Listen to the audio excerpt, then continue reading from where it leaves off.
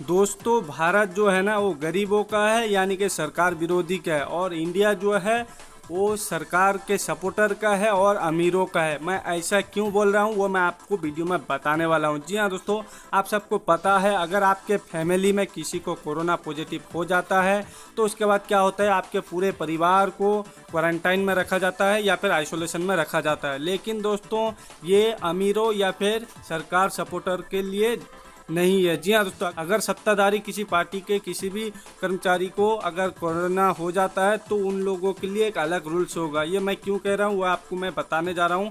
दोस्तों 15 मई को जी न्यूज़ के पत्रकार सुधीर चौधरी ने एक ट्वीट किया है जिसमें उन्होंने कहा है कि उनके स्टूडियो के एक स्टाफ को कोरोना हो गया है, तो इसी के चलते उनका जो डीएनए प्रोग्राम है उसे अलग जगह शिफ्ट किया जा रहा है। जी हाँ दोस्तों, यानी कि अलग जगह से अब उनका शो चालू होगा, डीएनए प्रोग्राम अलग जगह से चालू होने वाला है। लेकिन दोस्तों मैं आपको बता दूं, उनके कोई भी स्टाफ या फिर किसी भी कर्मचारी को अभी तक क्वारंटाइन में नहीं रखा गया है और ना ही उन्हें आइसोलेशन किया गया है। जी हाँ दोस्तों, अगर आप लोगों के साथ ऐसा होता तो कब का अलग रूल आपके ऊपर लागू हो चुका होता।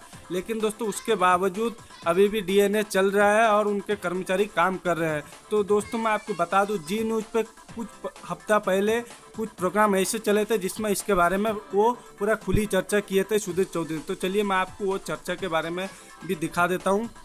तो दोस्तों ये है 13 मार्च का एक प्रोग्राम जिसमें सुधीर चौधरी ने बताया था कि नोएडा की लेदर कंपनी के डायरेक्टर को हुआ कोरोना, फैक्ट्री के 702 कर्मचारी को निगरानी में रखा गया है। जी हाँ दोस्तों, तो अगर एक डायरेक्टर को कोरोना होता है और 702 कर्मचारी को क्वारंटाइन में रखा जा सकता है तो सुधीर चौधरी के स्टाफ को हुआ है तो उनके अन्य कर्मचारी को क्यों नहीं क्वारंटाइन में रखा जा सकता है। ठीक उसी तरह और एक प्रोग्राम दिखाता हूँ। यहाँ देखिए, आगरा में 15 मीडिया कर्मी निकले कोरोना पॉजिटिव, 150 से अधिक परिजनों को आइसोलेशन में रखा गया। जी हाँ दोस्तों, अगर 15 मीडिया कर्मी निकलते हैं और उनके 150 कर्मचारी को आइसोलेशन में रखा जा सकता है तो जी न्यूज़ के जो कर्मी हैं उन्हें क्यों नहीं रखा जाता है, उनके जीवन के साथ क्यों खिलवाड़ हो रहा है। जी हाँ दोस्तों, तो सुधीर चौधरी अगर प्रोग्राम बना सकते हैं तो वो खुद की कर्मी के साथ ऐसा भेदभाव क्यों कर रहे हैं। तो दोस्तों चलिए मैं आपको और एक प्रोग्राम दिखाता हूँ। ये है 25 अप्रैल का। जी हाँ दोस्तों, जिसमें उन्होंने एक टाइटल दिया था, पटना में बैंक कर्मी निकले कोरोना पॉजिटिव, सभी स्टाफ को जांच के लिए बुलाया गया ऑफिस। तो दोस्तों वो अगर इस तरह की प्रोग्राम चला सकते हैं तो पैसे के लिए क्या अपने स्टाफ को, अपने कर्मियों को इस तरह खतरे में डाल सकते हैं। और रही प्रशासन की बात, प्रशासन तो सरकार के हाथ में है और प्रशासन भी उनके खिलाफ कोई भी एक्शन नहीं ले रही है। और अभी भी जी न्यूज़ का वो डीएनए प्रोग्राम चल रहा है, बेधड़क चल रहा है, पैसे धूम कमा रहे हैं सुधीर चौधरी।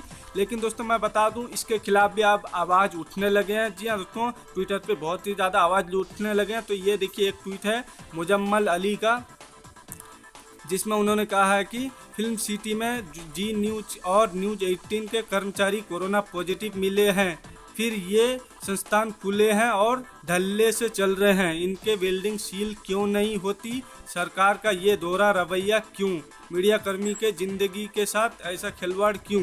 ठीक उसी तरह कुमार अमित लिखते हैं, सूत्रों के मुताबिक जी न्यूज़ के जिस कर्मचारी को कोरोना हुआ है वो नाइट शिफ्ट में इंचार्ज था, उसके साथ दर्जनों पत्रकार काम करते थे जो सीधे संपर्क में आए, लेकिन वो सभी अब भी ऑफिस आकर ड्यूटी कर रहे हैं और मजबूर हैं करने के लिए, क्योंकि अगर ड्यूटी नहीं करेंगे तो उनको दरमा नहीं मिलेगा। ठीक उसी तरह यहाँ देखिए रॉफी गांधी लिखते हैं, हाथ जोड़कर अपील है जी न्यूज़ के स्टूडियो में जो भी कर्मचारी छुपे हुए हैं वो बाहर आएँ, इधर उधर ना थूके और प्रशासन से सहयोग करें, कोविड टेस्ट करवाएं।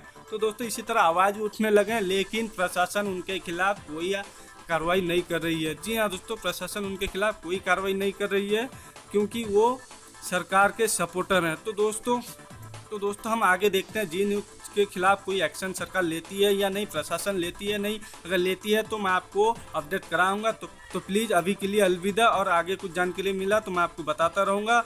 और दोस्तों दुनियादारी हिंदी चैनल को सब्सक्राइब कीजिए और उसके बगल में घंटी को ज़रूर दबाएं।